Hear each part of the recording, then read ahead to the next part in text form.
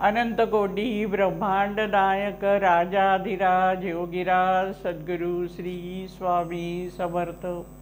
नमस्कार स्वामी, साष्टांग नमस्कार, नमस्कार नाना सदैव नमस्कार, नमस्कार नानी सहर्ष नमस्कार, नमस्कार स्वामी सहस्त्र नमस्कार। आज 1 मार्च 2022च्या सांघिक प्रार्थनेला आपण सर्वजण बसलेलो आहोत। आज महाशिवरात्र, श्री स्वामी समर्थ परिवाराच्या दृष्टिकोनातून अत्यंत महत्त्वाचा दिवस। कारण दरवर्षी गोकुळाष्टमीपासून महाशिवरात्रीपर्यंत आपण सर्वजण श्री स्वामी समर्थांच्या प्रेरणेने मिळालेला जप करतो। प्रत्येकाने 1.25 लाख जप या काळामध्ये करावा असं आवाहन केलं जातं। अनेक जण या जपामध्ये सहभागी होतात। जप मोजण्याची पद्धत नानांनी आपल्याला घालून दिली आहे। साधारणपणे 1000 जप झाल्यावर एक उदबत्ती काढून ठेवायची आणि या उदबत्त्या संग्रहित करून आपण लोणावळ्याला जो जपयज्ञ करतो त्या यज्ञामध्ये आपण या उदबत्त्यांची आहुती देतो। जप महाशिवरात्रीच्या दिवशी सांगता दिन येतो आणि म्हणून आपल्या दृष्टिकोनातून आजचा दिवस तेवढाच महत्त्वाचा आहे। आणि योगायोगाने आज 1 मार्च आपल्या सांघिक प्रार्थनेचाही दिवस आलेला आहे। जपयज्ञ म्हटल्यानंतर मी 1981 सालच्या जपयज्ञाकडे जाऊन पोचले। ठाणे येथे हनुमान व्यायामशाळेच्या पटांगणात आणि जवळच असलेल्या श्रीराम मैदानामध्ये जपयज्ञाचा मोठा कार्यक्रम झाला होता। परमपूज्य नानांनी श्री स्वामी समर्थ हा लेखी जप करण्याचे आवाहन लोकांना केले होते। 13 कोटी जपयज्ञाचा संकल्प होता, परंतु तो 24 कोटी झाला आणि एवढ्या सर्व ज्या वह्या एकत्रित झालेल्या होत्या त्या वह्यांची मोठ्या ट्रकमध्ये मिरवणूक काढण्यात आली। जवळजवळ 1.5 दिवसाचा हा कार्यक्रम होता। कार्यक्रम खूप भव्य दिव्य होता। प्रचंड पैसा या कार्यक्रमासाठी लागणार होता आणि त्यामुळे आपल्या नानींना धाकधूक वाटत होती की नाना हे सर्व कसं पार पाडणार। ती व्यवहारी दृष्टिकोनातूनच बघत होती आणि नाना स्वामींच्या वर एवढा त्यांचा विश्वास की मी जगदीशाचं कार्य करतो आहे, चांगलं कार्य करतो आहे, चांगल्या हेतूने कार्य करतो आहे, त्यामुळे स्वामी समर्थांचे कृपा आशीर्वाद निश्चित लाभणारच। आणि नाना मात्र अत्यंत आनंदाने आणि उत्साहाने या कार्यक्रमाची योजना करत होते। नानींच्या मनात अधूनमधून धाकधूक व्हायची आणि ती नानांना म्हणायची, पण अहो हा सगळा खर्च तुम्ही कसा पेलणार आहात?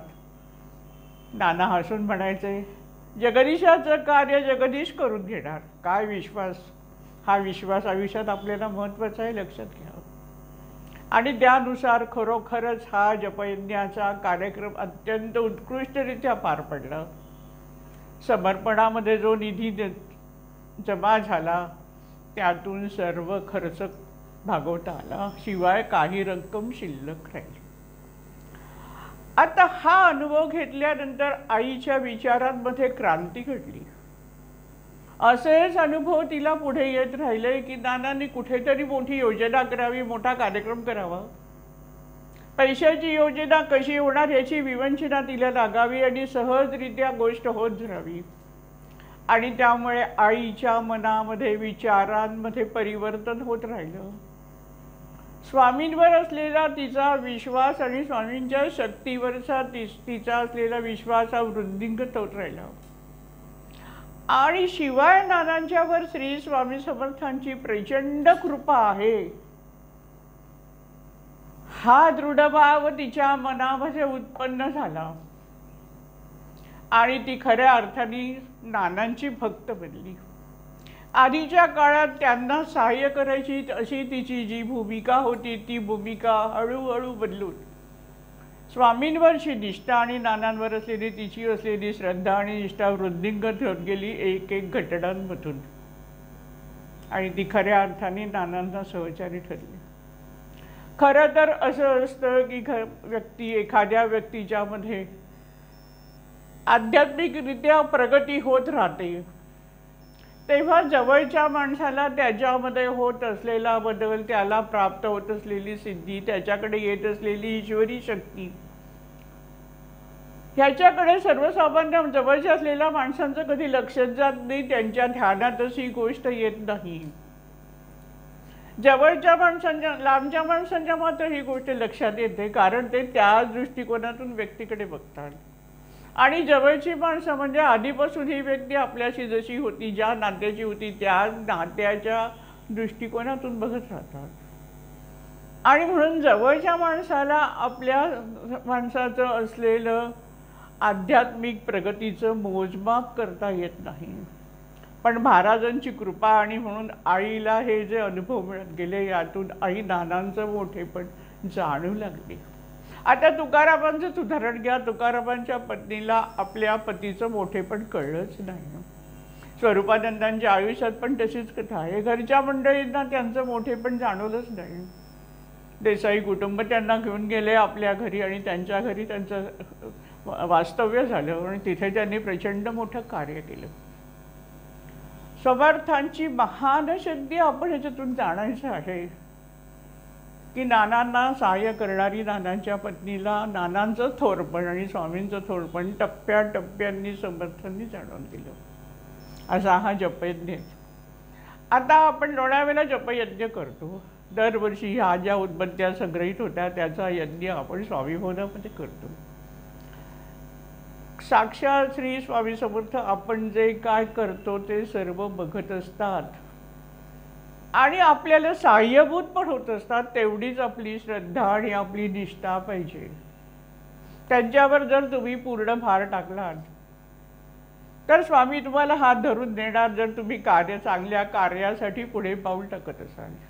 स्वतःचा स्वार्थ बाजूला काढून समाजाच्या प्रगतीसाठी आणि समाजाच्या हितासाठी जर कार्य करत असलात तर महाराज तुम्हाला धरून पुढे नेतात. महाराजांची प्रचंड शक्ती तुमच्या पाठीशी उभी राहते. तसे आपण या जपयज्ञामध्ये काही छोटे अनुभव घेतले. काही जणांना माहिती आहेत, पण परत आपण त्या आठवणी जाग्या करूया. जपयज्ञाला आपण शेवटी जेव्हा तुपाची आहुती देतो ती आहुती देताना दरवर्षी आपण नारळाची झावळी आहे त्याच्याने आम्ही यज्ञाला तुपाची आहुती देत असू. एक वर्ष आपले ट्रस्टी तरेदेसाई मला म्हणाले की ताई आहोती तुपाने आहुती द्यायची भांडं मिळतं, ते पात्र मिळतं, लांब दांड्याचं असतं, ते आणा म्हणजे बरं पडेल. मी हो म्हटलं. दुसऱ्या वर्षी जपयज्ञ सुरू झाला, सगळं झालं आणि तुपाची आहुती देण्याची वेळ येऊन ठपली. त्या क्षणाला तरेदेसाईंनी माझ्याकडे बघितलं की ते तूप खेळायचं लांब दांड्याचं भांडं कुठे आहे. क्षणात मी चमकले, अरे हे तर आणायचं राहूनच गेलं होतं. अण्णा काय करणार असा क्षणात विचार येताच क्षणी जवळ यज्ञकुंडाच्या जवळच असलेल्या नारळाच्या झाडाची सावली खाली पडली. त्या झावळीचा उपयोग यज्ञामध्ये तूप अर्पण करण्यासाठी झाला. एवढी मोठी घटना आहे आयुष्यामध्ये. बघा तुम्ही महाराजांची शक्ती आपल्या आजूबाजूला कशी वावरत असते. आता विषय निघालाच म्हणतोय की काही लोक म्हणतात की परमेश्वर आहे तो आम्हाला दिसत का नाही, कारण आम्ही कमी पडतो, आम्ही मायेत गुरफटलेलो आहोत, आमची एवढी दिव्य दृष्टी नाही म्हणून आम्ही ईश्वराला जाणू शकत नाही. खरं तर तो सगळीकडेच आहेत. ईश्वराखेरीज काहीच रीत नाही, सर्वकडे ईश्वर भरलेला आहे, पण तो दिसत का नाही. तर उदाहरण द्यायचं झालं तर आपण साधारण विचार करूया की आपली शक्ती कमी आहे, याच्यासाठी उदाहरण काय. तर समजा पहिलीतला मुलगा आहे आणि त्याला कॉलेजच्या पहिल्या वर्षामध्ये लेक्चरला बसवलं तर त्याला काय समजणार आहे का. त्याला नाही समजणार. तो म्हणतात हे काही नाही, मला काही कळत नाही. तसं आम्ही आहोत. ईश्वर आहे, पण आम्हाला ती दृष्टीच नाही त्याला जाणण्याची.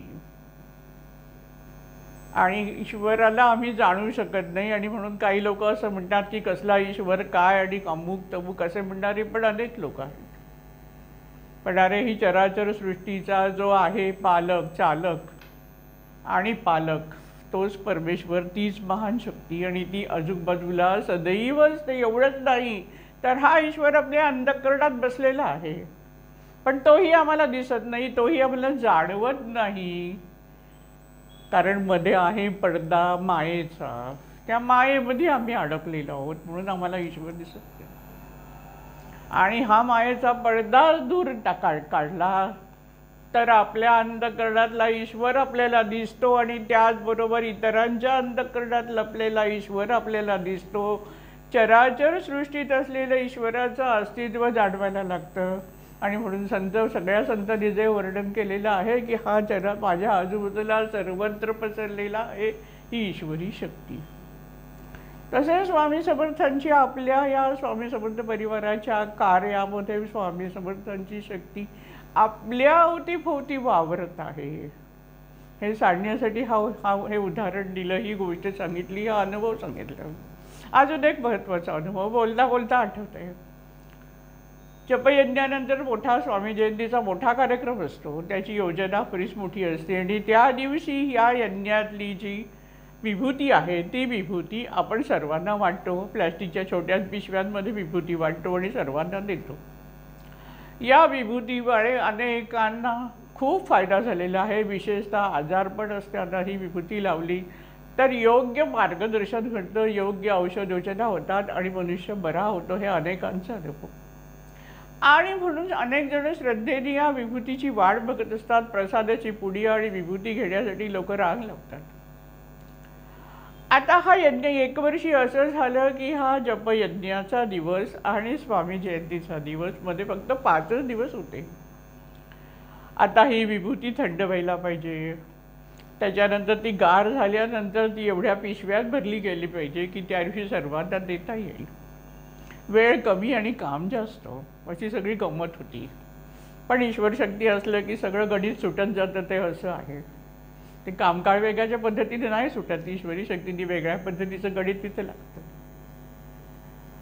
गंमत अशी झाली की त्या दिवशी निघताना माझ्या मनात सेवक मला म्हणाले की ताई 5च दिवस आहे, कसं होणार, काय होणार.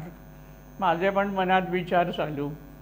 त्याचबरोबर जेव्हा यज्ञ करत होतो त्यावेळेला आजूबाजूला वावरताना जाणलं होतं की जमीन थोडी कडक झालेली आहे. थोडं पाणी शिंपडायला हवं आहे, कारण उन्हाळ्याचे दिवस आलेले होते. एप्रिलमध्ये यज्ञ होता आणि सुकलेली जमीन आहे, लोकांना टोचू शकतं. आणि म्हणून इथे हलकासा पाणी घालायला पाहिजे, शिंपडायला पाहिजे की ज्या वगैरे आवश्यक तेवढीच ती जमीन ओली झाली पाहिजे. जास्त ओली होऊन पण उपयोग नाही. आणि म्हणून मी सेवकांना म्हटलं की विभूती गार होण्यासाठी बाहेर लवकर काढून घ्या, ती पसरून ठेवा. आणि त्याचप्रमाणे संपूर्ण या अंगणामध्ये थोडं थोडं पाणी शिंपडा. काळजीपूर्वक शिंपडा, जास्त चिखल होऊन पण चालणार नाही, याची काळजी घ्या. सेवक म्हणाले की आम्ही परवा काढू द्या, पण ती विभूती खूप गरम असेल, आम्ही परवा ती विभूती बाहेर काढू, संध्याकाळपर्यंत ती नीट होईल आणि आम्ही ते काम करून घेईन. मी गाडीत बसले. माझ्या मनात एकच विचार चालू की मी या सगळ्या सूचना देऊन आलेली आहे, पण आता ह्याच्यातील काय काय सगळं पूर्ण होऊ शकेल. थोडी मनामध्ये धाकधूक होती की सगळं होईल की नाही. मधला दिवस गेला. नंतरच्या दिवशी दुपारी 3 वाजता मला तिथल्या सेवकांचा फोन आला की ताई आता इथे अर्धा तास पाऊस पडून गेला. विभूतीवर आम्ही पत्रा ठेवला, त्यामुळे पाणी आत गेलेलं नाही. आपण खाली पण पत्रा ठेवलेला आहे, त्यामुळे विभूती ओली झाली नाही, पण विभूती गार झाली.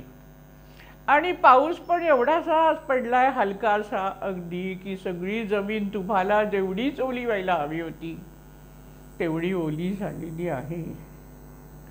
महाराज सांगण्याचा मुद्दा एवढाच आहे की महाराजांची शक्ती सदैव आपल्याबरोबर असते ह्याची जाणीव आपल्याला पदोपदी ठेवायला पाहिजे. फक्त आपल्याला कशासाठी ही उपयोगी पडते, जर आपण स्वतःचा स्वार्थ बाजूला ठेवून समाजाच्या कल्याणासाठी, समाजात आनंद निर्माण करण्यासाठी, समाजाला अज्ञानातून ज्ञानाकडे देण्यासाठी, ज्ञानाचा प्रकाश देण्यासाठी, त्यांचं दुःख हरण करण्यासाठी जर आपण प्रयत्नशील राहिलोत तर परमेश्वर आपल्याला मदत करतो. व आपल्याला आपल्या स्वतःच्या वैयक्तिक जीवनात असलेल्या गोष्टींची पूर्तता कशी होईल ह्याचा विचारही करायला लागत नाही. हे लक्षात घ्या. हे सत्य मी तुम्हाला सांगते, हे अनुभवलेलं सत्य म्हणून तुम्हाला परत परत मी हे सांगते की कार्यासाठी सिद्ध व्हा, समाजाला सुखी करण्यासाठी आयुष्यातले काही तास दिवस देण्याचा प्रयत्न सातत्याने करा. नुसती घरात बसून मी उपासना केली म्हणजे सगळं झालं असं नाही. त्या गोष्टी तर करायच्याच आहेत. ती व्रत तर, ती बंधनं तर आपण स्वतःला लावून घेतलीच पाहिजे, कारण आपला जीव तळमळला पाहिजे. स्वामींचं नाम घेण्यासाठी, स्वामींचं स्मरण करण्यासाठी, स्वामींचं दर्शन घेण्यासाठी, स्वामींची पूजा करण्यासाठी, स्वामींची आरती करण्यासाठी आणि स्वामींना नैवेद्य दाखवण्यासाठी आपला जीव तळमळला तर पाहिजेच. पण त्याचबरोबर स्वामींना जे अभिप्रेत आहे, समाजासाठी आपण काहीतरी योगदान करावं ही जी महाराजांची इच्छा आहे, त्याची पूर्तता करण्यासाठी त्या महान कार्यामध्ये ही आपण आपलं योगदान, जसं यज्ञामध्ये आपण उदबत्त्या अर्पण करतो, तसं आपल्या हा जो महायज्ञ स्वामींनी मांडलेला आहे, या यज्ञामध्ये आपल्याला काही आहुती देता आली पाहिजे, आपला काही वेळ देता आला पाहिजे, आपली काही तळमळ द्यायला पाहिजे. नुसतं काहीतरी केलं आणि झालं असं नाही. तिथे तुमचं अंतःकरण प्रेम निर्माण झालं पाहिजे. बघ, अशी बोलता बोलता म्हटलं तसं की स्वामींना नैवेद्य दाखवणं. मी पण तुमच्यातलीच आहे, पण आपल्याला हे जाणून घ्यायचं आणि हळूहळू प्रगती करायची म्हणून सांगते. आम्ही देवाला नैवेद्य दाखवतो, पण आम्ही गृहीत काय धरतो की देव काय खाणार नाही. त्यामुळे ठेवलं, नमस्कार केला, स्तवन म्हटलं, अन्नपूर्णा सूत्र, स्वामींचं नैवेद्याचं ताट उचललं आणि जेवलो की झालं, संपली. परमेश्वर आपण जे जे अर्पण करत असतो ते त्या जे जे चांगलं आहे त्याचा परमेश्वर स्वीकार करतो. नामदेवांनी हट्ट केला तर विठ्ठलांनी अन्नग्रहण केलं. आम्हाला वाटतं या सगळ्या भाकडकथा नाही, या सत्य गोष्टी आहेत, हे लक्षात घ्या. मला पण माझ्या तरुणपणी असंच वाटायचं, हे काहीतरी सांगतात, पण या सत्य गोष्टी आहेत. परवाच मला बोलता बोलता एक महिला म्हणाली की ताई तुम्हाला सांगू का, तुम्हाला पटेल का? म्हटलं काय झालं सांग ना. म्हणाली नाही हो, मी मोठ्या श्रद्धेने सकाळी स्वामींना चहा ठेवते. आणि त्या दिवशी माझ्या मनात असं तीव्रतेने आलं की महाराजांनी चहा प्यायला पाहिजे. आणि त्याच भक्तिभावाने मी नंतर जो कप उचलला त्यावेळेला मला असं, आणि मी डोकावून बघितलं तर मला असं वाटलं की त्याच्यातला एक घोट चहा कमी झालेला आहे. मी म्हटलं तुम्ही म्हणताय ते सत्य आहे. तेवढी जर श्रद्धा असेल तर परमेश्वर ते ग्रहण करतो. आणि तशा पद्धतीने आपल्याला जशी प्रार्थना तळमळून म्हणतो तसंच आपल्याला नैवेद्य तळमळून दाखवायला शिकलं पाहिजे. टप्प्याटप्प्याने ते होऊ शकतं. आणखीन एक कथा आहे. रोनाल्ड निक्सन नावाचे गृहस्थ होते. कृष्णप्रेमामुळे भारतामध्ये आले आणि हिमालयाच्या कुशीत असलेल्या एका कृष्ण मंदिरामध्ये ते राहिले होते. त्या मंदिराची जी प्रमुख संन्यासिनी होती तिला त्यांनी एक दिवस प्रश्न विचारला की जर मी कृष्णाला नैवेद्य अर्पण केला तर कृष्ण हा खाईल का? त्यावेळेला त्या संन्यासिनी महिलेने त्याला असं उत्तर दिलं की तू प्रसाद ठेव, दार बंद कर, तू बाहेर बस, थोड्या वेळाने तू दार उघड आणि नंतर तू बघ, तुला तो प्रसाद कमी झालेला दिसेल. रोनाल्ड निक्सननी तेवढ्या श्रद्धेने स्वतः शिरा बनवला आणि एक वाटी घेतली, वाटीत शिरा ठेवला आणि एक चमचा ठेवला खाण्यासाठी. आणि नंतर मंदिराचं दार बंद करून बाहेर वाट बघत बसला. अंतःकरणात भाव आहे की मी तयार केलेला शिरा या श्रीकृष्णाने खाल्ला पाहिजे, कारण तो स्वतः श्रीकृष्ण भक्त होता. श्रद्धेने दार उघडलं, वाटीत डोकावून बघितलं तर खरोखर चमच्यातला एक चमचा शिरा खाल्लेला दिसत होता. दोन्ही घटना एवढ्यासाठी सांगितलेलं आहे की आपण जे जे श्रद्धेने प्रेमाने महाराजांना अर्पण करत असतो ते महाराजांपर्यंत पोचत असतं आणि महाराज ग्रहण करतात. त्यामुळे अत्यंत तळमळीने महाराजांची उपासनामध्ये मगाशी म्हटल्याप्रमाणे वैयक्तिक उपासना केली, माझं मी केलं. ती शिस्त तर आपल्याला हवीच आहे. रोज 28 वेळा स्तवन म्हणणं झालंच पाहिजे. प्रत्येक घरामध्ये कलशपूजा, अग्निपूजा या गोष्टी तर व्हायलाच पाहिजे. त्याचप्रमाणे स्वामी समर्थ परिवाराची जी सांघिक प्रार्थना आहे त्या सांघिक प्रार्थनेला सुद्धा आपण उपस्थित राहणं तेवढंच गरजेचं आहे. हा नियम, ही शिस्त आपण स्वतःला लावून घ्यायची आहे. कशासाठी? तर आपल्या प्रगतीसाठी आणि आपल्या समाजाच्या प्रगतीसाठी. आपण स्वतःच्या प्रगतीसाठी कितीतरी काय काय करत असतो उलाढाली. मोठं प्रमोशन मिळू दे, पगार वाढू दे, याच्यासाठी परीक्षासाठी झटून अभ्यास करू, काय काय करू, आपण काम जास्त करू, ऑफिसमध्ये काय काय करत राहतो. त्याहीपेक्षा जास्त तुम्हाला या कार्यासाठी झटायला पाहिजे. एक व्रत लावून घेतलं पाहिजे आपल्याला. आणि जेव्हा तुम्ही लावता तेव्हा तुम्हाला महाराज भरभरून देतात, हे लक्षात ठेवा. तुम्ही एक बाब मागितलं तर महाराज 10 पटीने ती गोष्ट देतात. हे माझ्या आयुष्यातले अनुभव आहे म्हणून तुम्हाला मी सांगतो. आणि म्हणून तळमळीने जे दाना सांगायचे ते तुम्हाला सांगते आहे की ईश्वरी कार्यासाठी वेळ द्या, ईश्वरी कार्यासाठी समर्पण करा, संकुचित भाव सोडून द्या. सर्वत्र परमेश्वर भरला आहे या भावनेने प्रत्येकाकडे बघा आणि प्रत्येकाला जी का आपल्याला मदत करता येईल ती मदतीचा ओघ द्यायला तुम्ही सुरुवात कराल की तुम्ही आयुष्यात सुखी होता. ज्ञानाचं जीवनचरित्र आपल्याला तेच सांगतं आहे. सुखी व्हावे सारे जण कशा मार्फत होणार आहे? भक्ती मार्गातून, परमेश्वराची भक्ती. आता परमेश्वराची भक्ती काय करायची? आधी भक्ती म्हणजे काय ते बघूया आपण, आणि भक्ती का करायची. आता भक्ती म्हणजे मी मगाशी म्हटल्याप्रमाणे परमेश्वरावर नितांत प्रेम करता आलं पाहिजे. जशी आई आपल्या मुलावर प्रेम करते, तिथे तिचा कुठलाही स्वार्थ नसतो. पण मुलाला खाऊ पिऊ घालणं, त्याला नटवणं, त्याला फिरवणं या गोष्टी ती किती आनंदाने, किती उत्साहाने, तो आजारी पडला तरी त्याची काळजी घेणं, यासाठी आई जशी दिवस रात्र कुठलाही स्वार्थ न करता आपल्या अपत्याचं संगोपन करत असते. तिच्या तिथे घेण्याची भूमिका काहीच नसते, नुसती देण्याचीच भूमिका असते. उदंड प्रेम आपल्या बालकावर करते. तसं आपल्याला परमेश्वरावर उदंड प्रेम करता आलं पाहिजे, कारण तो करविता आहे. त्याच्याकडून मी बरंच काहीतरी घेतलंय, मला उत्तराही होणं गरजेचं आहे. मी समाजाकडूनही कळत लहानपणापासून अनेक गोष्टी शिकत गेलो आहे, अनेक ज्ञान प्राप्त केलेलं आहे. या समाजाचा पण मी तेवढाच ऋणी आहे, हा भाव आपल्या मनामध्ये पाहिजे. आणि ईश्वरावर अलोट प्रेम करता आलं पाहिजे. आणि म्हणून ईश्वराला जे आवडतं तसं आपण मागायला पाहिजे. आणि त्याच्यासाठी नानांनी सद्मार्ग, सत्कार्य, सद्भावना या गोष्टी आपल्याला बेस म्हणून उपासनेमध्ये दिलं आहे की तुमच्या हातून सत्कर्म घडलं पाहिजे, तुम्ही सन्मार्गानेच जायला पाहिजे. हे जे आपल्याला दाखवले ते यासाठी दिलेले आहे की परमेश्वराला तीच गोष्ट आहे. आम्ही मायेत गुरफटून गेलेलो आहोत. या मायेतून आम्हाला बाहेर पडायचं आहे आणि ते बाहेर फक्त परमेश्वर काढू शकतो. आणि म्हणून परमेश्वराची भक्ती करायची. आणि भक्ती कशी? तर उदंड प्रेम करायचं, त्याला शरण जायचं.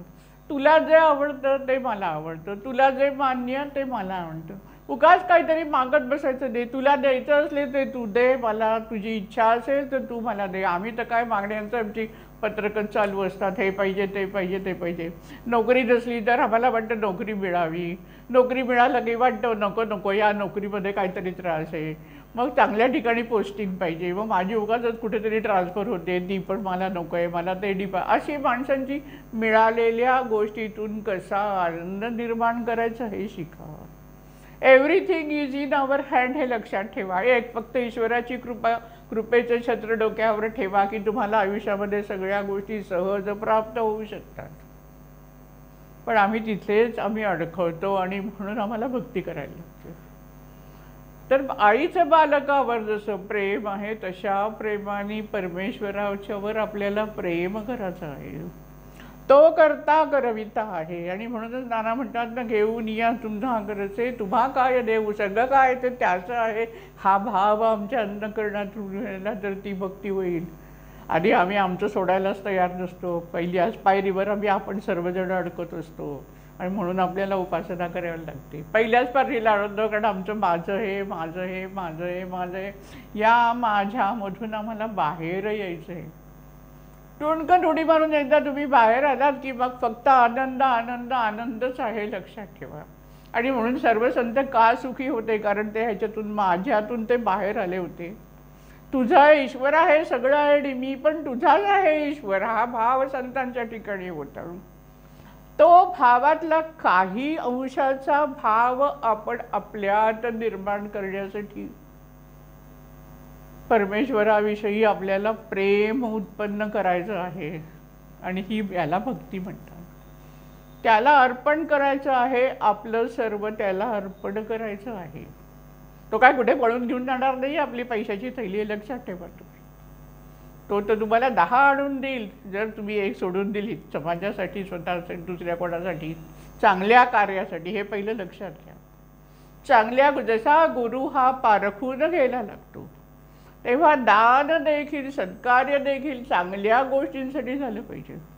मी अमक्याला अमुक मदत केली तो त्याच्या 10 पट्ट्याला फायदा होईल आणि मग तो मला त्यातला काही पर्सेंटेज फायदा देईल, अशा व्यवहाराने मदत करणं म्हणजे सत्कार्य नाही. हे पहिलं लक्षात घ्या.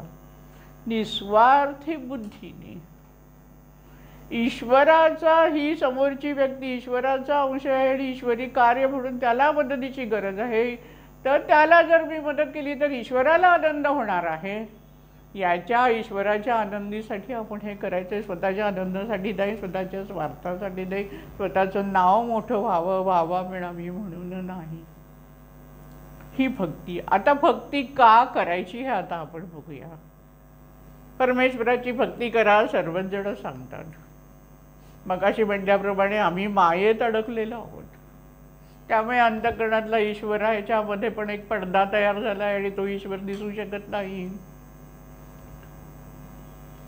आता हा मायेचा पडदा दूर करायचा आहे म्हणून ईश्वराला शरण जायचं. हा मायेचा पडदा फक्त परमेश्वरच दूर करू शकतो. ज्याप्रमाणे समजा एखादा बंगला आहे, त्या बंगल्याच्या बाहेर पाटी असते, कुत्र्यापासून सावध राहा. आपण तिकडेच थांबतो, मालकाला बोलवतो, आपण घाबरून बाहेर असतो. मालक येतो, मालक कुत्र्याला पकडतो. मालक आल्याबरोबर आपण निर्धास्त होतो की चला आणि आपण आनंदाने बंगल्यात शिरतो. तसं आहे ईश्वर हा मालक आहे. आमचे हे षड्रिपू हे सगळे आहेत, आम्हाला त्रास देणारे आहेत. त्यांच्यावर कंट्रोल कोण करू शकतो, तर फक्त परमेश्वर करू शकतो. त्यांना ताबूत कोण आणू शकतो, परमेश्वर आणू शकतो. आणि म्हणून परमेश्वराला आपला केला की आपोआप आपल्या षड्रिपूंवरचा असलेला आपल्यावर होणारा हल्ला, आपल्याला होणारा त्रास, आपल्या प्रगतीत येणारे सर्व अडथळे हळूहळू हळूहळू दूर होत जातात. म्हणून परमेश्वराची भक्ती करायची. मूळ मालक आहे तोच, आल्यावर नंतर बाकीच्या सगळ्या गोष्टी, सगळं जो त्रास किंवा भीती, भय सर्व काही नाहीसं होऊन जातं. आणि म्हणून परमेश्वराची भक्ती करायची. मूळ मालकच आपल्या हातामध्ये घ्यायचा. मुख्य त्याला आपलासा केला, त्याला प्रेम दिलं, त्याचं प्रेम आपण स्वतः ओढून घेतलं चांगल्या वागण्याने, तर आपल्या आयुष्यामध्ये येणाऱ्या ज्या अडचणी आहेत, मोह माया मद मच्छरांच्या षड्रिपूंनी आमच्या आयुष्यामध्ये ज्या अनंत अडचणी निर्माण होतात ते आपोआप नाहीसे होतात आणि आम्ही सुखी होतो. आणि सुखी व्हावे सारे जन तेथे धावे जनार्दन, असं वर्णन नानाने स्वामींचं केलेलं आहे. सर्व सुखी व्हावे ही महाराजांची इच्छा. आणि सुखी कसे होणार आहेत, तर ते भक्तिमार्गाने होणार आहेत. ईश्वराच्या भक्तिमार्गाचा जर प्रसार केलास तर सर्वजण सुखी होणार आहे. आणि म्हणून महाराजांनी आपल्या सर्व पट्टे शिष्यांना काय आज्ञा केली असेल तर भक्ती मार्गाचा प्रसार करा. भक्ती मार्गाच्या प्रसारातूनच समाज सुखी होणार आहे. आणि म्हणून महाराज परमेश्वरांनी अनेक अवतार घेतले आणि हेच ज्ञान लोकांमध्ये पसरवण्याचा प्रयत्न केला. आणि त्यासाठी अनेक शिष्योत्तम घडवले, अनेक संत घडले की ज्यांच्या मार्फत भक्तीची गोडी समाजाला लागली. आणि हळूहळू समाजातील असलेले अनेक दुःख हळूहळू दूर होऊन बराचसा समाज सुखी होण्याच्या मार्गे जाऊ लागला. जर ईश्वराच्या भक्तीची गोडी लावली नसती, असे संत निर्माण झाले नसते, तर मला वाटतं आज जे काही दिसतंय त्याच्यापेक्षा फार भयानक चित्र समाजाचं आपल्याला दिसलं असतं. त्यामुळे संतांचं कार्य फार मोठं कार्य आहे. ईश्वरी कार्य ईश्वर संतांच्या मार्फत कार्य करून घेतो. श्री स्वामी समर्थ जर असे आहेत की ईश्वरा परमेश्वर, म्हणजे आपण उदाहरण घ्यायचं झालं तर प्राईम मिनिस्टर आणि त्याच्या हाताखाली असलेले सगळे मंत्री, असा परमेश्वर आणि असे हे 33 कोटी देव आहेत. प्रत्येक देवांची ऊर्जा लहरी वेगळ्या वेगळ्या कारणासाठी उपयोगात येते. जसं प्रत्येक डिपार्टमेंटचं काम वेगळं असतं त्याप्रमाणे आपल्याला पैसे हवे तर लक्ष्मीची उपासना, विद्या हवी आहे तर सरस्वतीची उपासना, आपल्याला काही भय आहे भीती आहे तर शिवशंकर आणि श्रीरामाची उपासना, आणि आपल्याला घरामध्ये आनंद हवा असेल तर श्रीकृष्णाची उपासना. कारण ह्या सगळ्या वेगवेगळ्या शक्ती आहेत. या सर्व शक्ती एकत्र आलेलं म्हणजे तो परमेश्वर. आणि महाराजांचं वर्णन आपण अनंत कोटी ब्रह्मांड नायक राजाधिराज योगीराज सद्गुरू श्री स्वामी समर्थ करतो. आणि हा साक्षात हे जे परब्रह्म आहे त्या परब्रह्माचीच आपण उपासना करतो. म्हणून आपल्याला इतर कुठल्याही जास्त वेगवेगळ्या उपासना करायची गरज आवश्यकता नसते. करू नये असं नाही, पण अवडंबर नको. स्वामींच्याच रूपात अनेक देवतांची उपासना समाविष्ट आहे. फक्त एखादा विशिष्ट प्रश्न असला तर त्यासाठी तेवढ्या काळापुरती त्या देवतेची उपासना अधिक प्रमाणात करायला लागते, एवढाच फरक आहे. आज शिवरात्र आहे त्यामुळे शंकराच्या रूपामध्ये स्वामी समर्थांनी आपल्या भक्तांना कशा प्रकारे दर्शन दिलं आणि मार्गदर्शन केलं त्याविषयीच्या छोट्या 2 कथा बघूया. दंडरामजी गवंडी, त्यांना किडनीचा त्रास होता. अनेक औषध योजना डॉक्टर सगळे झाले, उपास तापास सगळं कर्म कांड सगळं करून झालं, थकले. कोणी कधी सुचवलं की तुम्ही अक्कलकोटला जा. त्यावेळेला स्वामी तिथे सगुण रूपात अक्कलकोटला वास्तविक होते. हे सुंदररामजी गवंडी आले, महाराजांचं दर्शन घेतलं. महाराजांमुळे आपल्याला आपल्या तब्येतीत निश्चित फरक पडणार असा भाव एका दर्शनाने त्यांच्या मनात उत्पन्न झाला. 2-3 दिवस राहिले, महाराजांची सेवा करत होते. थोडाफार तब्येतीमध्ये फरकही पडू लागला होता. सोमवार आला. हे सुंदररामजी गवंडी शिवभक्त. आता सोमवार म्हणजे शंकराचं दर्शन घेतलंच पाहिजे. आम्ही तेवढंच करतो, जातो आणि येतो. पण प्रत्येक दर्शनामध्ये तुमच्या अंतःकरणात काय बदल होतो ह्याचा अभ्यास आपण करायला शिकलं पाहिजे, तर ते देवदर्शन. जातो, फुलं पांढरी फुलं व्हायला सांगितली, पांढरी फुलं व्हायला दुधाचा अभिषेक केला, परत आलो नाही. शंकराचे जे गुण आहे आणि शंकराची जी काही शक्ती आहे त्याचं स्मरण तेव्हा तो अभिषेक, हे लक्षात घ्या. दर्शनाला निघाले सुंदररामजी. अक्कलकोटमध्ये शंकराचं देऊळ होतं, प्रसिद्ध देवळाच्या इथे ते चालले होते. पायरीवरच त्यांना श्री समर्थ तिथे बसलेले दिसले. आता या महाराजांकडे आल्यानंतर आपण बरे होत आहोत हा अनुभव सुंदररामजी गवंडी यांनी घेतलेला आहे. तरी पण मनातून जी आपली असतात गोष्टी फिक्स की हे करायचं म्हणजे तांत्रिक गोष्टी बसलेल्या असतात, तसा सुंदररामजीच्या मनात विचार आला की मला दर्शन घ्यायचं आहे, आतमध्ये जाऊन शंकराचं दर्शन. कारण सोमवार आहे आणि म्हणून महाराजांकडे पूर्ण दुर्लक्ष केलं. बघा तुम्ही कशी, मनुष्य कसा असू शकतो, आपणही त्यातलेच आहोतो, आपण याच्यात काही चुका करत असतो, म्हणून ही कथा सांगते. पुढे गेले. शंकराच्या पिंडीचं दर्शन घेतात, तर इथे ते निघाले तसे महाराज त्यांना म्हणाले की जा दगडाचं दर्शन घ्या. तरी काही फरक नाही पडला. आमची बुद्धी जी म्हणतात की षड्रूपिणी, आमची बुद्धी अशी मलिन झालेली असते. गेले. शंकराच्या पिंडीच्या तिथे त्यांना श्री स्वामी समर्थांची मूर्ती दिसली आणि मग सुंदररामजी सर्व काही जाणवलं. आपली चूक कळून आली. नंतर ते महाराजांच्या सेवेत राहिले काही दिवस आणि ते पूर्ण बरे झाले.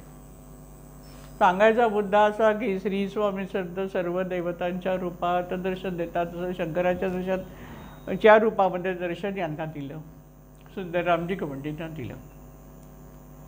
तसाच एक शिल्पकार होता मोहोळचा. नित्य स्वामींचं दर्शन घेतल्याखेरीज तो कधी जेवत नसे. त्याची खूप इच्छा होती की शंकराच्या रूपात स्वामी समर्थांनी आपल्याला दर्शन द्यावं, अशी त्याच्या मनात तळमळ होती. कधी बोलून नव्हतं दाखवलं महाराजांना, पण अंतःकरणातली तळमळ महाराज जाणतात, तशी तळमळ महाराजांनी जाणली. आणि महाराजांनी एक दिवस त्याला शंकराच्या रूपामध्ये दर्शन दिलं.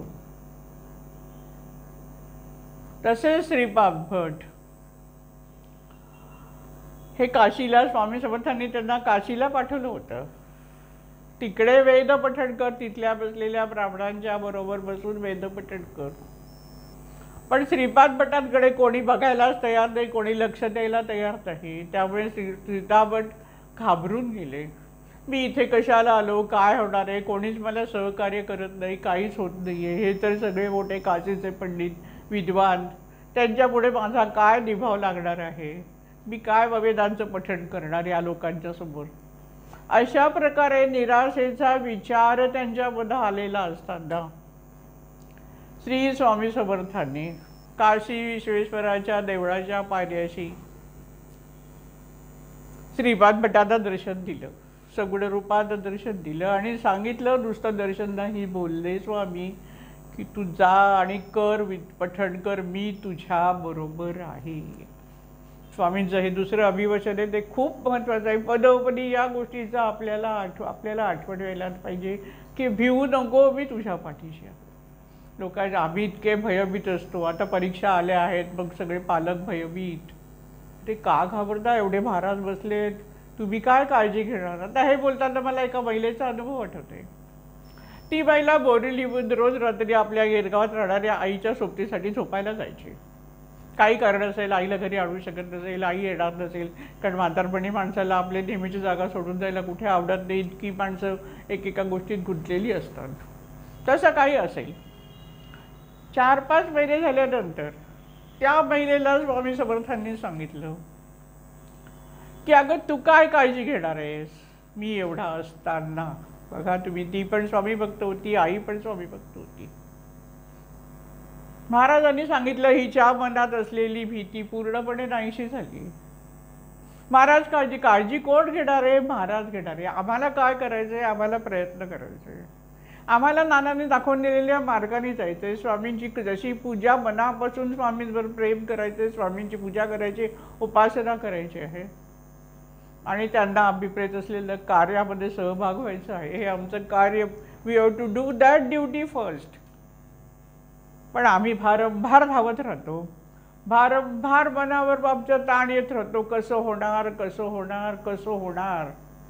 करता करविता परमेश्वर श्री साक्षात स्वामी समर्थ नानांनी आपल्याला मिळवून दिल्याचं भान ठेवा. मग अशी म्हटल्याप्रमाणे यज्ञाचे जे अनुभव सांगितले ते सांगण्याचा हेतू हाच होता की ईश्वरी शक्ती आपल्या अवतीभोवती आहे. नानांनी केलेल्या प्रयत्नांनी, नानांनी केलेल्या स्वामींच्या भक्तीतून आणि स्वामींनी त्यांच्याकडून करून घेतलेल्या अनेक यात्रांच्या म्हणजे पुण्यकर्मातून, नानांच्या त्यागातून, नानांच्या स्वामींवर असलेल्या अनंत प्रेमांच्या खाणीतून ही ईश्वरी शक्ती आपल्याकडे ओढली गेली आहे. लक्षात ठेवा. आपल्याला थोडीशी उपासना करायची, आनंद हस्ताने महाराज आपल्याला देणारे आहेत. त्यामुळे भिवू नको, मी तुझ्या पाठीशी आहे. जे स्वामींनी श्रीपाद भटाला सांगितलं की तू जा आणि बोल, मी आहे तुझ्याबरोबर. आणि हा अनुभव मी स्वतः पण घेतलेला आहे, तुम्हाला मी सांगते. फक्त आपली श्रद्धा पाहिजे. माझे असाच इंटरव्ह्यू होता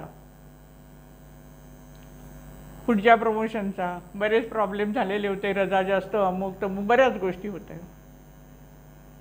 पण मनात विश्वास होता की महाराज आहेत, महाराजांना काय करायचं ते महाराज करतील. मिळायचं प्रमोशन मिळालं, नाही मिळालं तर ठीक आहे. आपल्याला कार्य, स्वामींच्या कार्याला आपल्याला वेळ जास्त द्यायचा आहे, ही भावना मनामध्ये होती. इंटरव्ह्यूला गेले, एकच प्रश्न आला आणि जे काय बोलले असेल ते केवळ महाराजच बोलले. हे तुम्हाला सांगते, हे सत्य आहे. कारण जेव्हा थांबलं तेव्हा त्या क्षणाला मला जाणवलं की हे मी बोलले नाही. ही जाणीव होणं हे महत्त्वाचं आहे. आणि ही जाणीव जी झाली त्यातून काय दिसतं आहे तर परमेश्वर सांगतो, स्वामी जे सांगतात की भिवू नको, मी तुझ्या पाठीशी आहे. तसे महाराज आपल्या पाठीशी असतात हे लक्षात घ्या. श्रीपाद भटांना स्वामींनी आज सांगितलं की भिवू नकोस, आणि त्याप्रमाणे श्रीपाद भट तिथे राहिले. आणि नंतर त्यांनी तिथे वेदांचं वाचन केलं आणि सर्वांनी त्यांचा गौरव केला. काशीच्या पंडितांकडून त्यांना गौरवपत्र मिळालं. एवढं मोठं भाग्य केवळ समर्थ कृपेने लागतं, हे लक्षात ठेवा. आणि म्हणून महाराजांची कृपा संपादन करायची आहे. पण कृपा संपादन करण्यासाठी महाराजांवर तेवढंच आपल्याला प्रेम करता आलं पाहिजे. आणि हे प्रेम कशातून निर्माण होणार आहे तर आपण केलेल्या भक्तीतून. रोज त्यांचं स्मरण, त्यांच्या वचनाचं स्मरण, त्यांच्याशिवाय आपला जीव तळमळला पाहिजे. पण आमचा जीव तळमळत नाही. आम्हाला 4 दिवस एखादी गोष्ट मनासारखी नाही मिळेल तर ती मिळावी म्हणून माझा आमचा जीव तळमळेल. पण महाराजांचं भेट झाली नाही, महाराजांचं दर्शन घेण्यासाठी मी मठात गेलो नाही आहे, मी महाराजांची आज उपासना 4 दिवस करू शकलो नाही, ही तळमळ मनाला लागत नाही. ती लागली पाहिजे, ती लागणार आहे. ती लागावी म्हणूनच हा सगळा मी प्रपंच मांडला आहे तुमच्यासमोर. तू तेवढ्यासाठी, जस्ट तुम्हाला जागृत करण्यासाठी. सगळ्या गोष्टी माहिती आहेत, समजतायत, सगळं आहे, पण त्याचं विस्मरण झालेलं असतं, त्याच्यावर धूळ बसलेली आहे. ती सगळी धूळ झटकण्यासाठी हे सगळं काय ते सांगते. तुम्हाला हे सगळं माहितीच आहे, फक्त धूळ झटकायचं काम मी करते. आणि त्यातून एक चेतना निर्माण होऊन तुम्ही नव्याने परत चांगल्या गोष्टी चालायला लागाल आणि तुम्ही भयमुक्त व्हाल. तुमच्या हातून सत्कार्य घडू लागतील आणि तुम्हाला सुखाचा मार्ग सापडेल. मार्ग दिसलेला आहे पण तुमच्या डोळ्यासमोर अंधार आलेला आहे आणि म्हणून तुम्हाला तो मार्ग दिसत नाही आहे. आणि म्हणून डोळ्यासमोर आलेला अंधार दूर करण्यासाठी, ह्याच्यासाठी माझा हा प्रयत्न आहे. नानांचं, स्वामींची कृपा घेऊन नानांचा हात धरून मी पुढे जाते, एवढंच. मी स्वतःला फार मोठी समजते असं नाही आहे, पण ह्या टप्प्या गोष्टी आहेत फक्त आहेत त्या समजून घेत मी इथपर्यंत येऊन पोचले आहे. तिथपर्यंत तुम्हाला सर्वांना आणायचं माझं कर्तव्य असं समजून मी सगळं बोलते, हे लक्षात घ्या. अशा शंकराच्या रूपात श्री स्वामी समर्थांनी श्रीपाद भटांना हे अभिवचन दिलं महाराजांनी विश्वेश्वराच्या मंदिरामध्ये. असे स्वामी अनेक देवतांच्या रूपामध्ये अनेक भक्तांना त्याच्या असलेल्या दैवताच्या रूपात दर्शन देऊन काय सांगतायत की आम्ही सर्व एकच आहो, मी सर्वत्र आहे. आम्हाला मगाशी म्हटल्याप्रमाणे आम्हाला दिसत नाहीये आणि म्हणून आमची पात्रता आम्हाला वाढवत न्यायची आहे आणि ही पात्रता वाढवण्यासाठी उपासना आहे, लक्षात घ्या. त्याच्यासाठी उपासना करायची आहे. आता आयुष्यात दुःख का येतात, आपण भक्ती का करायची हे शिकलो. भक्ती म्हणजे काय करायची होत्या. आता आपल्याला उपासना करायला लागते किंवा आपल्या कशासाठी आहे तर आमच्या जीवनामध्ये दुःख येऊ नये म्हणून आम्ही उपासना करतोय. आधी दुःख आहेत, ती दुःख कमी व्हावीत आणि पुढे आयुष्यात कुठची दुःख येऊ नये आणि माझं जीवन सुखी व्हावं,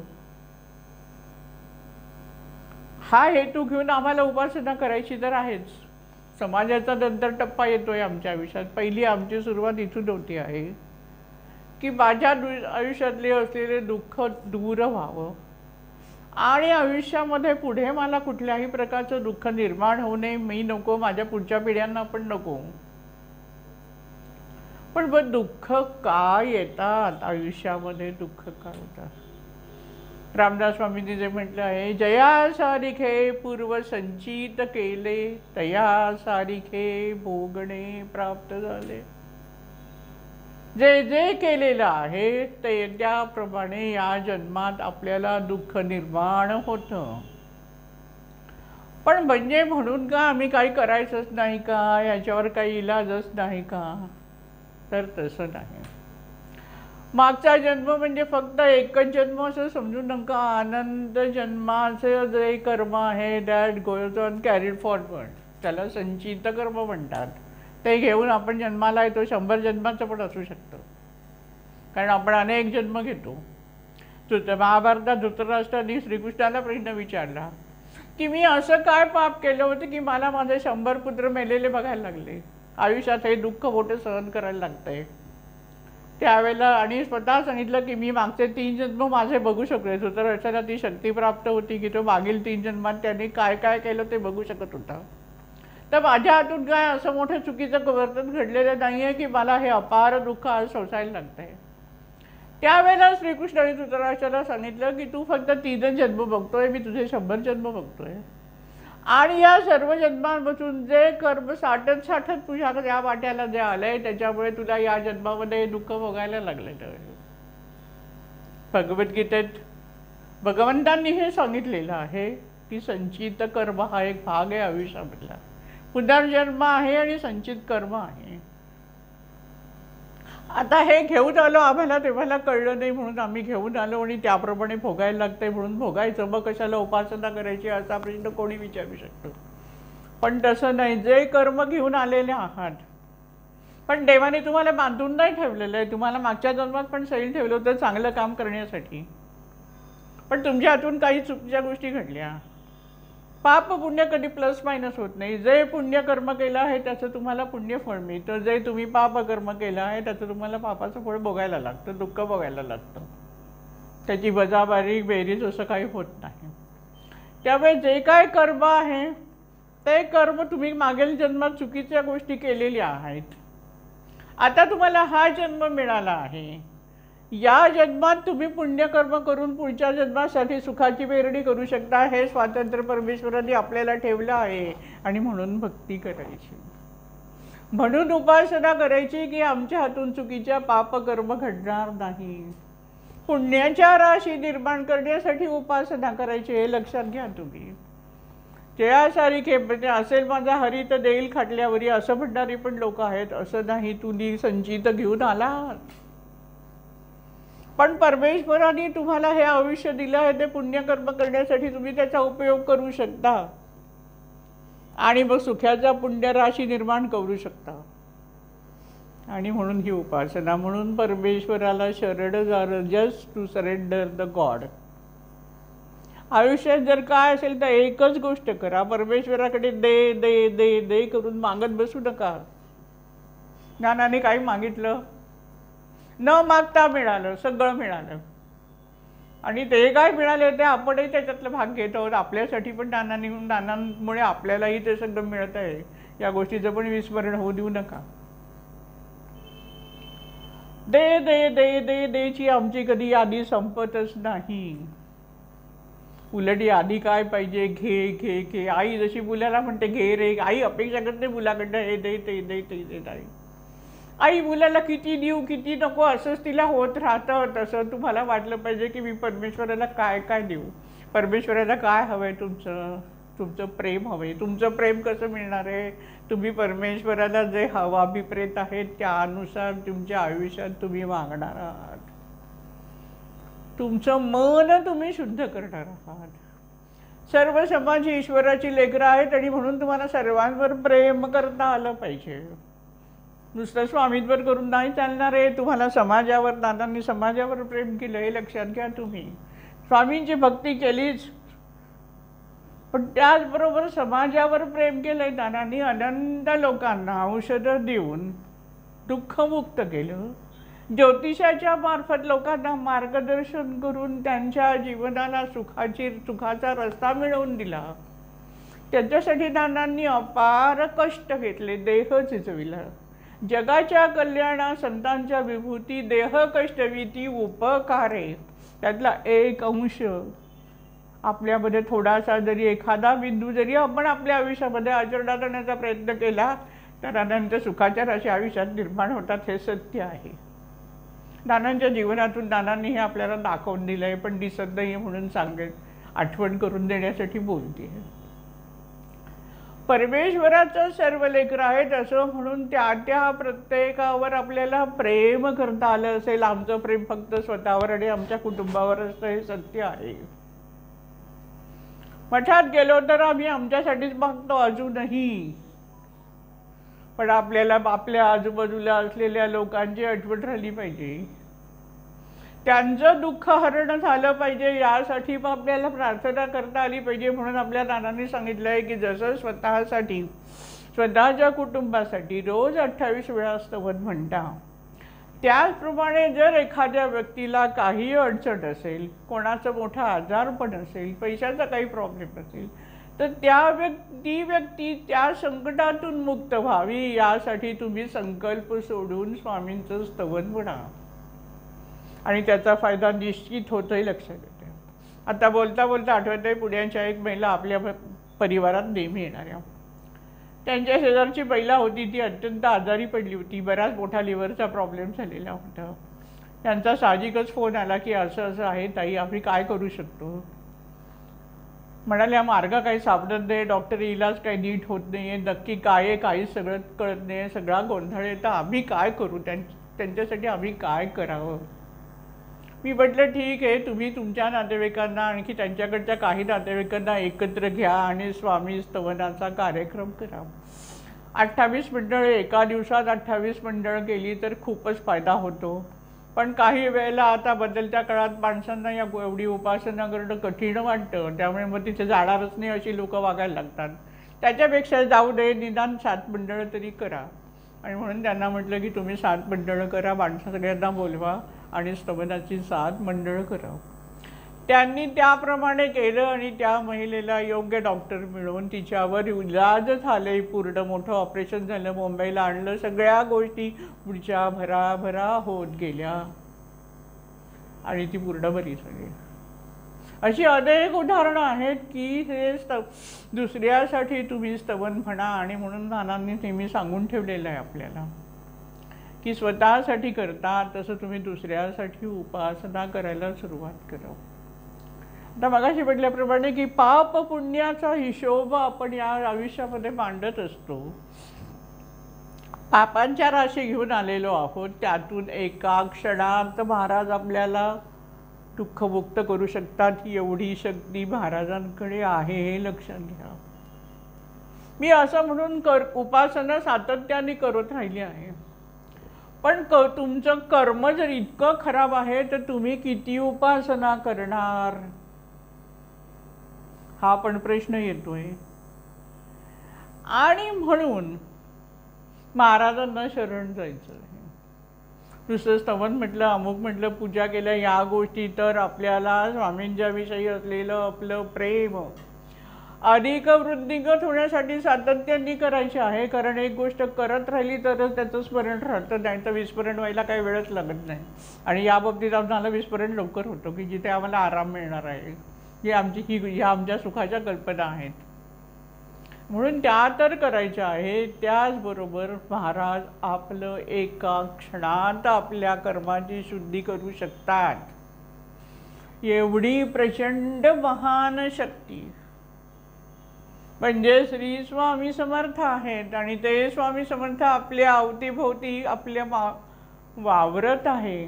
आपण किती भाग्यवंत आहोत. But we have to do only one thing, to surrender Shri Swami Samarth. अंतःकरणापासून महाराजांना शरण जा. आणि मग महाराज जसा सूर्य उगवल्यानंतर धुकं नाहीसं होतं, जसा सूर्यप्रकाश आल्यानंतर क्षणात अंधकार नाहीसा होतो, तशी महाराजांची कृपा झाली. महाराजांच्या हृदयापर्यंत तुम्ही जाऊन पोचलात. एवढं अलवट प्रेम महाराजांवर केलं. महाराजांना जे अभिप्रेत आहे तशी दिशा तुम्ही तुमच्या आयुष्याला दिलीत. सत्कर्माचा यज्ञ तुमच्याकडून होत राहिला. तर कर्मशुद्धी क्षणात होऊ शकते, हे सत्य आहे. आणि या महान विचारातूनच आपल्याला टप्प्याटप्प्याने पुढे जायचं आहे, लक्षात घ्या. मगाशी म्हटल्याप्रमाणे अनेक जन्म आपल्याला आहेत, त्यामुळे आता मागचं होऊन गेलंय, पण यावेळेला आपल्याला ही गोष्ट मिळाली आहे, म्हणजे एक अपॉर्च्युनिटी मिळालेली आहे, तर तिचा उपयोग आपल्याला योग्य करून घ्यायचा आहे. आणि तो आपण करणार आहोत, हे सत्य आहे. बरोबर आहे. आपण सर्वजण अत्यंत प्रेमाने स्वामी समर्थांची भक्ती आणि स्वामी समर्थांना अभिप्रेत असलेलं कार्य आणि त्यांना अभिप्रेत असलेली आपली वृत्ती, आपली विचार दिशा आपण ठेवणार आहोत. आणि मग पुढचे जन्म जे काय आहे ते पुण्याच्या राशीमध्ये, पैशांच्या राशी आपल्याला मिळवण्यासाठी आम्ही अनंत कष्ट घेत असतो, अनंत कष्ट. त्याहीपेक्षा जर पुण्याच्या राशी गोळा करायची घेतली तर आपोआप सगळंच मिळणार आहे. काय मिळायचं राहणार आहे लक्षात, कळणारच काहीच राहत नाही, हे लक्षात घ्या. आणि म्हणून स्वामी समर्थांना अनन्य भावाने जसं नाना शरण गेले तसा जाण्याचा आपण सर्वांनी प्रयत्न करायचा आहे. ते टप्प्याटप्प्याने एका जन्मात सगळं होणार नाही आहे, सत्य मला माहिती आहे. पण आपल्याला पुढे जायचं आहे. पुढे जात प्रत्येक एक वर्ष, एक महिना, एक दिवस, एक वर्ष करत करत करत एक जन्म करत आपल्याला पुढे जायचं आहे, असं की आपली सर्व कर्मशुद्धी होऊन जाणार आहे. कारण या जन्मात आता आपण काही कर्म चुकीचं करणारच नाही, कारण आपण समर्थांचे भक्त आहोत. त्याच बाबतीत आपल्याला दक्ष राहायचं आहे की माझ्याकडून चुकीची गोष्ट घडणार नाही. चुकीची जर घडली, चुकून मागून जर चुकीची घडली तर महाराजांकडे जाऊन क्षमा मागा. महाराजांना सांगा मी चुकले, मला क्षमा करा. महाराज क्षमाशीलही आहेत.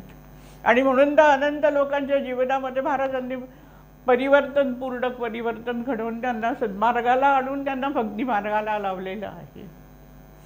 आणि म्हणून या जन्मात तर पाप कर्म आम्ही करणारच नाही, केलं तर आमच्याकडून पुण्यकर्मच होत राहणार आहे.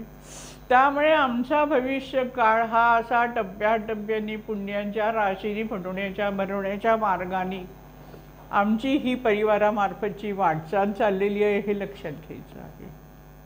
आणि म्हणून महाराजांवर प्रेम करा, समाजावर प्रेम करा. समाजाने निर्माण केलेल्या सगळ्या गोष्टींवर तुम्ही प्रेम करा. सर्व प्राणीमात्रांवर प्रेम करा, पशुपक्ष्यांवर प्रेम करा. वृक्षलता, वेली, फुले, फळे सर्वांवर तुम्हाला प्रेम करता आलं पाहिजे. हा प्रेमाचा भाव जिथे जेव्हा असा वृद्धिंगत होत राहतो तेव्हा हे प्रेम आत बाहेर दडून नुसतं आत दडून राहत नाही, तर ते बाहेर आपोआप पडायला लागतं. आणि मग या प्रेमरसामध्ये आपण डुंबत राहतो. आणि प्रेमरसात डुंबत राहणं म्हणजेच आनंद आहे. आणि शेवटी आनंद होण्यासाठी, सुख मिळण्यासाठीच तर हे सर्व आपलं प्रयत्न आहेत. महाराजांची इच्छा पण तीच आहे की सुखी व्हावे सारे जन, तेथे धावे जनार्दन. आणि म्हणून सर्वांना भक्ती मार्गाला लावण्यासाठी श्री स्वामी समर्थांनी नानांना आदेश दिला. नानांसारखे अनेक शिष्योत्तम स्वामी समर्थांनी घडवलेले आहेत. स्वामी समर्थ सगुण रूपात असतानाही त्यांनी अनेक शिष्योत्तम घडवून त्यांच्यामार्फत मठ बांधून दिले. मठ बांधून मठाला आपल्या शिष्यांचीच नावं दिली, स्वतःचं नाव दिलं नाही. नाम निराळे राहिले ना, म्हणजे लक्षात ठेवा. फार मोठी गोष्ट आयुष्यामध्ये. आम्ही एवढंसं केलं तर आम्हाला वाटतं मी किती केलं. आपण छोटा कार्यक्रम असतो, त्या कार्यक्रमात आपण काम करतो, आपल्याला वाटतं आम्ही हे करते, मी करते. अरे महाराजांनी एवढे मोठे शिष्योत्तम घडवले, त्यांना महाराजांनी घडवलं. त्यांच्याकडून कार्य महाराजांनी स्वतःच्या शक्तीने करून घेतलं, मठ स्थापन करून घेतला. आणि महाराजांनी नाव दिलं त्या शिष्याचं. हा महाराजांचा जो मोठेपणा आहे तो पण आपण महाराजांकडून शिकायचा आहे. नुसतं श्री स्वामी समर्थ म्हटलं की झालं नाही. खोलात शिरा भक्तीमध्ये काय आहे ते बघा. महाराजांकडून काय काय शिकायचंय, नानांकडून आपल्याला काय काय शिकायचंय, ह्या गोष्टींचा अभ्यासही आपल्याला उपासनेचंच एक अंतर्भूत अंग आहे, लक्षात घ्या तुम्ही. अत्यंत आवश्यक गोष्ट आहे की बारीक बारीक गोष्टीत खोलात विचार करून उपासना करा. मगाशी म्हटल्याप्रमाणे नैवेद्य ठेवला, देव काय खाणार नाही अशी भक्ती नाही. त्यांनी खाल्लं पाहिजे असा आग्रह तुमच्या मनामध्ये येऊ दे, येऊ दे. आज नाही, या जन्मी नाही, पुढच्या जन्मी तरी तुमचं अंत नक्की खाईलच. आणि हे भाग्य आपल्याला हवं हे लक्षात ठेवा आणि त्यासाठीच आपण प्रयत्न करणार आहोत. आम्हाला वाटतं की ताटात मी आणलेला पदार्थ ताटात पडला, कोणी रागवू नका, कारण लोकांचा आग्रह असतो. पण आपल्याला आपले विचार बदलायचे, त्याच्यासाठीच तर दादांनी स्वामी समर्थ परिवार स्थापन केलेला आहे. जी काय उगाचच कर्म कांड आणि अंधश्रद्धा समाजामध्ये भक्ती मार्गात आहेत त्या दूर करण्यासाठी दादांनी स्वामी समर्थ परिवार स्थापन केला हे पहिले लक्षात घ्यावं. प्रत्येकाला वाटतं की माझा पदार्थ स्वामींच्या नैवेद्याच्या ताटात वाढला म्हणजे मी भाग्यशाली, म्हणजे तो महाराजांनी खाल्ला. अहो दुसरा नुसता तुम्ही समोर ठेवला तर महाराज नाही खाणार का? तुम्ही प्रेमाने ठेवलात तर महाराज निश्चित खाणार आहेत, हे लक्षात घ्या. तुम्ही मुखात काहीतरी आग्रह करू नका. नैवेद्य असा अर्पण करायचा आहे की माझा नैवेद्य महाराजांनी खाल्लाच आहे, हा भाव लक्षात घ्यायचा आहे आणि त्या भाव ठेवून अर्पण करायचं आहे. तो पदार्थ तुम्ही घरात स्वामींसाठी बनवत असताना जरी स्वामींचं स्मरण करत राहिलात आणि तो तिथे आणून ठेवला की महाराजांनी तो ग्रहण निश्चित केला हे लक्षात ठेवा. अर्थात जो मनापासून जो नुसतं आणून ठेवतो त्याचा पण प्रसाद महाराज ग्रहण करतात हे लक्षात ठेवा. करत नाही असं नाही, कारण तो ते दीन दयाळू आहेत, कृपाळू आहेत. त्याला कोणाचा राग नाही आहे आमच्यासारखा. आम्हाला राग याचा राग, त्याचा राग, त्याचा राग. आपल्याला असं काही बोललं की आम्हाला लागलीच राग येतो, आम्ही अपसेट होतो, असं कसं झालं. भक्ती मार्गात सुद्धा कितीतरी आहेत गोष्टी. पण परमेश्वर तसा नाही आहे, स्वामी तसे नाही आहेत. जे तुम्ही अर्पण करणार ते स्वामी घेणार आहेत. तुम्ही वाईट कर्म अर्पण केली तरी महाराज ते ठेवून देणार आहेत. अरे कधी बुद्धी येणार तुला असं मनात म्हणणार. त्यावेळी तुमचा नैवेद्य तुम्ही ताटात वाढलात काय, तुम्ही वाटीत वाढलात काय, तुम्ही समर्थांच्या समोर ठेवलात काय, तुम्ही महाराजांचं स्मरण करून स्वामी मनामध्ये स्वामींच्या समोर जो नैवेद्य ठेवाल किंवा कुठच्याही देवळामध्ये तो ग्रहण महाराज करतातच. मग तो याच्यातच पाहिजे, त्याच्यातच पाहिजे, असंच झालं पाहिजे, अशा या कर्मकांडातून बाहेर या. माझंच फुल जरा अर्पण करा हो स्वामींना असे सांगणारी लोक आहेत माझ्याकडे. मी जर कोणती तिथे असली तर आहेत. आता एवढी फुलं वाहिली, आता परत आणखीन तुमचं फुलच माझं फुल अर्पण करा. इतर 10 जण आहेत उभी, त्यांना पण वाटतंय की माझं अर्पण करा. असा भाव तिथे येऊ देऊ नका. मनापासून अर्पण करा. स्वामींना कसं काय प्रिय आहे, नानांनी काय सांगितलं, स्वामींना प्रिय ती सुगंध सुमने सत्कर्म या वेलीची, अर्पा तीच दिनी प्रतिदिनी होण्या जगी धन्याची. सत्कर्माची जी फुलं आहेत ती फुलं स्वामींना हवी आहेत. म्हणजे तुमच्या आचरणाकडे स्वामींचं लक्ष आहे, लक्षात घ्या. म्हणजेच विचार आपलं आचरण कधी चांगलं होणार आहे, जेव्हा आपली विचारांची शुद्धता. आणि विचारांची शुद्धता कोणामार्फत होणार आहे तर ईश्वरी शक्तीमुळे होणार आहे. आणि म्हणून ईश्वराचं स्मरण करायचं, म्हणजेच ईश्वराची भक्ती करायची की त्या योगे आम्ही या माया मोहच्या जे आहे त्या जाळातून आम्ही बाहेर येऊ आणि सूर्यप्रकाश सर्वकडे पसरेल आणि आनंदाच्या या प्रकाशामध्ये आम्ही स्वतः आनंदित होऊन प्रवाहित होत राहू आणि आमच्याबरोबर अनेकांना पुढे घेऊ. विश्व स्वधर्म सूर्य पाहो म्हणजे काय तर सर्व तेजाळून जाऊ दे, सर्वांना ज्ञान मिळू दे, सर्वांचा अंधकार दूर होऊ दे, असं हे महान विशाल तत्वज्ञानाचा प्रसार करण्यासाठीच ईश्वर अशी संत मंडळी निर्माण करतो आणि या संत मंडळीमार्फत भक्ती मार्गाचा प्रसार होतो. आणि त्यातले आपले हे नाना आहेत की ज्यांच्याकडून नानांनी हा श्री स्वामी समर्थ परिवार स्थापन करून घेतला. या कार्यामध्ये आपण सहभागी आहोत आणि आपण टप्प्याटप्प्याने पुढे जातो. मग अशी कर्मासंबंधी म्हटली कथा, जसं पापकर्म गेलं तर ते भोगायला लागतं. असं म्हणतात की जनाबाईच्या आयुष्यामध्ये देखील पूर्वायुष्यामध्ये ती राजकन्या होती, पण तिच्या हातून पापकर्म घडलं. म्हणजे तिने गाईला जेवण घालत होती, पण ते गाईने खाल्लं नाही म्हणून तिने गाईला मारलं. म्हणून जनाबाईला नंतर आता चांगल्या ठिकाणी पुण्यकर्म पण तिने बरंच केलं होतं, म्हणून ती नामदेवाची दासी म्हणून आली. आणि असं म्हणतं का तिच्या आयुष्यामध्ये एकदा तिला तिच्या नवऱ्याकडून बराच मार पण खायला लागला होता, अशी कथा आहे. का तर त्याची कथा अशी होती की तिने गाईला मारलं होतं, फटका मारला होता खात नाही म्हणून. मग एक पापकर्म केल्यानंतर त्याचं फळ या जन्मामध्ये पुढच्या जन्मात भेगायला. तसं पुण्यकर्म केलेलं होतं आणि म्हणून ती नामदेवाच्या घरी राहिली. असं नाही कुठेतरी दासी राहिली, नामदेवाची दासी म्हणून तिथे राहिली. आणि एवढी मोठे तिने अभंग बनवले, एवढी मोठी प्रतिभा, एवढी मोठी कृपा तिच्यावर प्राप्त झाली. स्वामींच्या चरित्रात पण अशी कथा आहे. इंदूरचे जे होळकर राजे ते अबूच्या इथे गाईच्या रूपात होते, गाईचा जन्म होता आणि त्याच वेळेला महाराज अबूला आले होते, अशी एक कथा आहे. आणि या गाईवरून महाराजांनी हात फिरवला आणि म्हणून होळकर संस्थानिक म्हणून पुढच्या त्या खानदानामध्ये ते जन्माला आले आणि चांगलं राज्य उपभोगलं. म्हणजे ईश्वराचा कृपा झाली, ईश्वराचा वरदहस्त प्राप्त झाला, ईश्वराचा स्पर्श झाला, ईश्वराचं प्रेम मिळालं, तर आपल्या आयुष्यामध्ये सुख आणि वैभव आपोआप निर्माण होतं. आणि म्हणून मगाशी जो पाप पुण्याचा मांडला त्याच्या संबंधी या दोन कथा अशा आहे की लक्षात घ्यायचं की काही आहे ते आपल्याला पूर्वजन्माच्या आपल्या पापकर्मानीच आहे. Nobody is responsible for that. आपण स्वतःच कर्म करतो आणि ते आपल्याला स्वतःलाच भोगायला लागतं.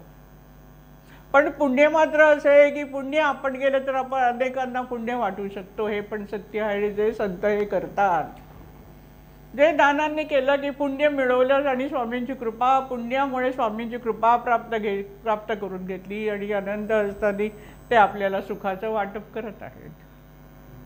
अशा या महान कार्यामध्ये, सुखाच्या वाटपाच्या कार्यामध्ये आपण सर्वजण सहभागी झालेलो आहोत. फार मोठी कृपा आपल्यावर आहे, कारण हे गतजन्मीची आपली पुण्य आहे, म्हणूनच आपण सर्व इथे आहोत. महाराजांच्या भक्तीत आहोत, दादांनी घालून दिलेल्या मार्गाने महाराजांची भक्ती करत आहोत. सन्मार्गाची गोडी या भक्ती मार्गामध्ये दादांनी आपल्याला लावलेली आहे, सत्कर्माची गोडी लावलेली आहे. असे भाग्यवंत आपण, काहीतरी पुण्य केलं म्हणून आपण इथे आहोत. आणि म्हणून ईश्वरासाठी, स्वामींसाठी आपला जीव तळमळला पाहिजे. रामदासांच्या भाषेत म्हणूया, सदा सर्वदा प्रीती राहावी धरावी, सुखाची स्वये सांडी जीवी करावी, देहे दुःख ते सुख मानित जावे, विवेके सदा सत्वरूपी भरावे. सदा सर्वदा प्रीती राहिली महाराजांच्या विषयी, तर तुकाराम महाराजांनी तर फारच सुंदर म्हटलेलं आहे. कन्या सासुर अशीच आहे, मागे परतुली पाहे. जशी कन्या सासुराला जायला निघाली, त्या काळातली गोष्ट आता आज काळ बदलला आहे, ती जशी परत परत आपल्या माहेरकडे बघत असते, तसं परमेश्वरा तुझ्यापासून लाभ होताना मला वाटतंय. म्हणजे आपण मंदिरात गेलोय, स्वामी भवनात गेलोय, तर निघताना आपल्याला ही भावना पाहिजे. त्याला आता वेळ झाली, 3:30 वाजले, 4 वाजले, आता मला घरी जायला पाहिजे, अमुक इतक्याची बस मिळाली तर मी अमुक वाजता पोचून घरी गेल्यावर मला अमुक करायचं, तर असले विचार नको, सोडून द्या विचार. तिथून पाऊल निघता कामा नाही वाटलं पाहिजे, मन परत परत मागे खेचलं पाहिजे. आई दिसल्यानंतर बाळ जसं हुरहुरतं, चुकली या माये बाळ हुरहुर पाहे. तुकाराम महाराज पुढे म्हणतात, चुकली या माये म्हणजे आई कुठेतरी दिसत नाही आहे. त्यावेळेला बाळाची जी मनाची अवस्था होते, ती अवस्था आपल्याकडून उपासना झाली नाही तर व्हायला पाहिजे, असं महाराज तुकाराम महाराज म्हणतात. आणि त्या अवस्थेला आपण जाऊन पोचायचा प्रयत्न करण्यासाठीच आपण महाराजांची ही उपासना करत आहोत. आणि यासाठीच आपण सगळेजण सांघिक प्रार्थनेला बसलेलो आहोत आणि महाराजांची आपण आरती करत आहोत, प्रार्थना करत आहोत. असाच हा वैभवाने स्वामी समर्थ परिवार अधिक वृद्धिंगत होत राहावा आणि स्वामींना अभिप्रेत असलेलं कार्य आपल्याकडून होत राहावं, त्यासाठी स्वामी समर्थांच्या चरणी प्रार्थना करूया. सद्गुरू श्री स्वामी समर्थ.